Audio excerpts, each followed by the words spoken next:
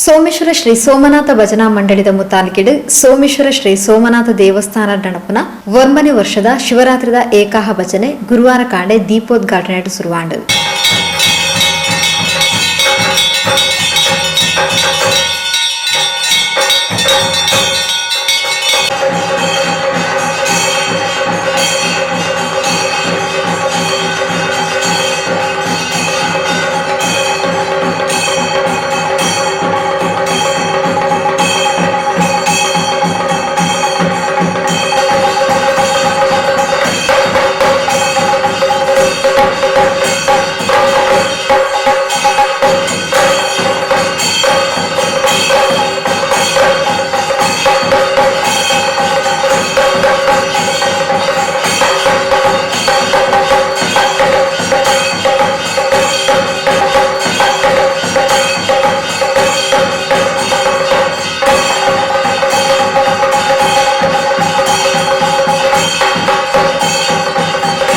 ಸೋಮೇಶ್ವರ ಶ್ರೀ ಸೋಮನಾಥ ದೇವಸ್ಥಾನ ವ್ಯವಸ್ಥಾಪನಾ ಸಮಿತಿ ಅಧ್ಯಕ್ಷರು ನ್ಯಾಯವಾದಿಲು ಶ್ರೀ ಬಿ ರವೀಂದ್ರನಾಥ್ ರೈ, ಶ್ರೀಮತಿ ವಿಜಯಲಕ್ಷ್ಮಿ ರೈ ದಂಪತಿಲು ಬೊಕ್ಕ ದಕ್ಷಿಣ ಕನ್ನಡ ಜಿಲ್ಲಾ ಬಸ್ ಮಾಲಕಿನ ಸಂಘದ ಅಧ್ಯಕ್ಷರು ಶ್ರೀ ದಿಲ್ರಾಜ್ ಆಳ್ವ, ಶ್ರೀಮತಿ ಪ್ರಿಯಾ ದಿಲ್ರಾಜ್ ಆಳ್ವ ದಂಪತಿಲು ತುಡರ್ ಬೆಳಗಾಯರು.